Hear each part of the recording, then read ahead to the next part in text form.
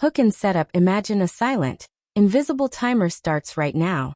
Every single second, the oxygen content of our atmosphere drops by 1%.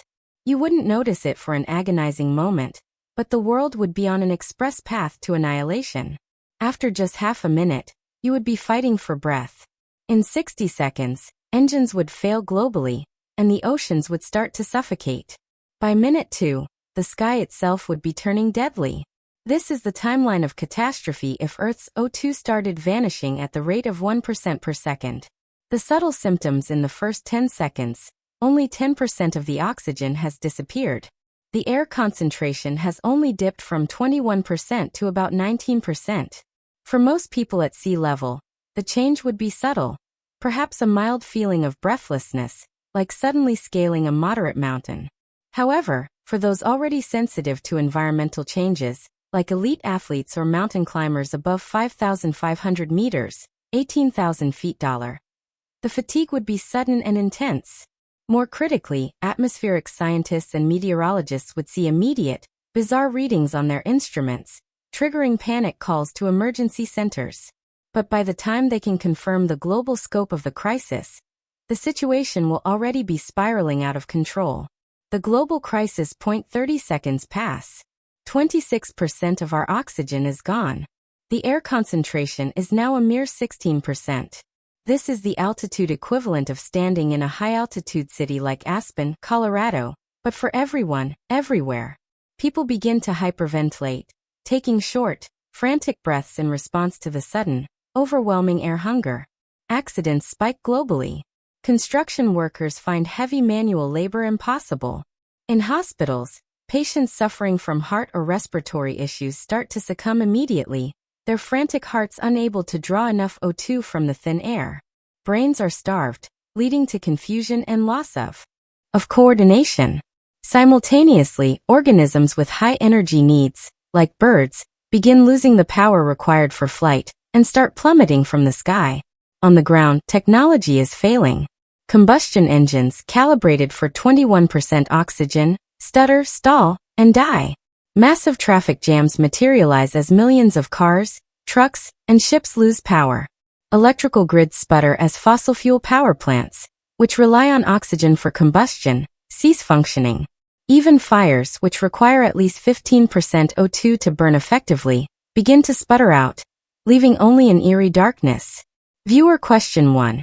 In this desperate moment, where the air is toxic to engines and minds are clouding, what single piece of emergency equipment would buy you an extra minute of life?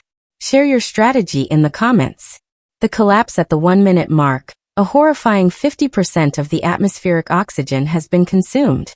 The air concentration is down to a critical 11%. Humans are now visibly suffering severe hypoxia. Lips and skin turn blue, and rational thought is replaced by instinctual panic.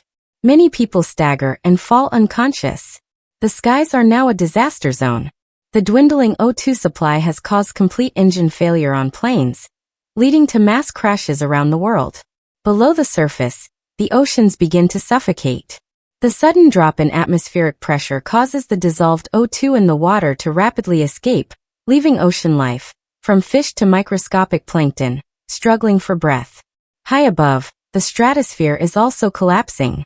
The ozone layer, which is composed of 3 oxygen atoms, O3, rapidly depletes. This tears open the Earth's protective shield, allowing destructive ultraviolet radiation from the sun to scorch the surface. Total extinction and the aftermath. By the 2-minute mark, 70% of the oxygen is gone, leaving the air with just 6% O2.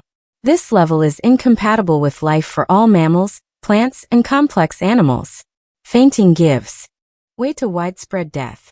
This is the fastest, most dramatic mass extinction event Earth has ever witnessed. But the catastrophe doesn't stop there.